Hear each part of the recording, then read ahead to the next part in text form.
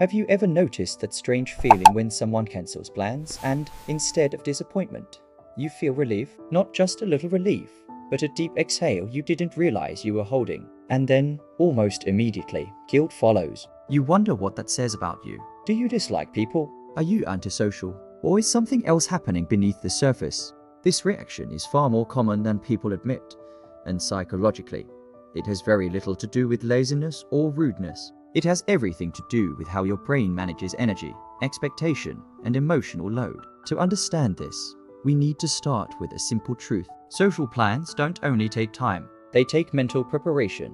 When you agree to plans, your brain begins simulating the event. It imagines conversations, timing, transitions, what version of yourself you'll need to be, and how much energy it will require. This process starts long before the actual event happens. For people who are emotionally aware, sensitive to stimulation, or responsible for holding themselves together all day, that simulation becomes exhausting. Not because they don't want connection, but because connection requires presence, and presence requires resources. This is the first layer, anticipatory load. Your brain doesn't wait until the event to spend energy.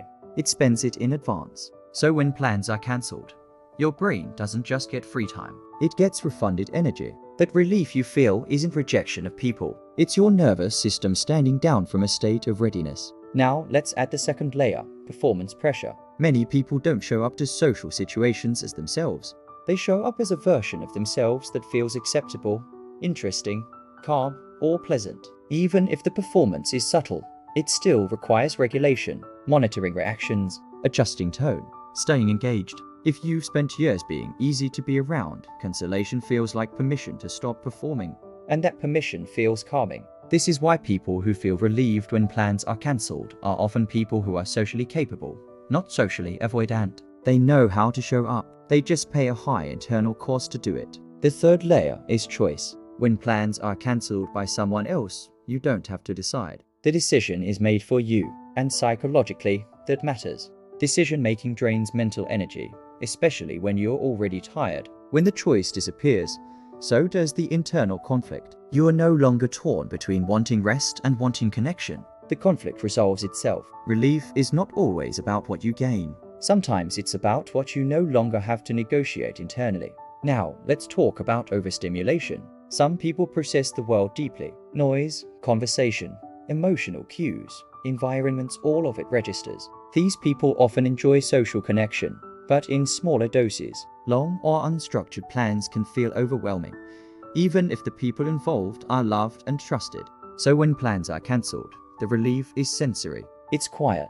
It's space. It's nervous system recovery. This doesn't mean you dislike people. It means your system needs balance. Here's a twist most people miss. Feeling relieved when plans are cancelled often shows up in people who give more than they receive socially. They listen more. They adapt more. They absorb more.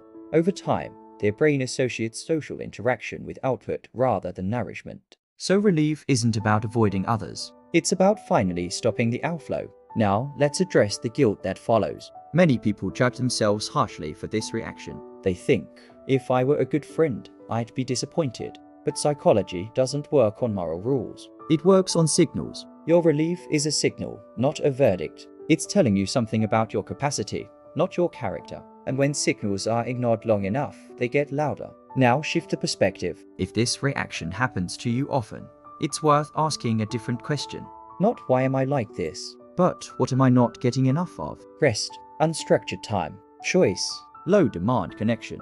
When those needs are unmet, your brain celebrates cancellation because it restores balance. This also explains why the relief is often followed by enjoyment of solitude. Not because you're isolating, but because solitude gives your system what it's been missing.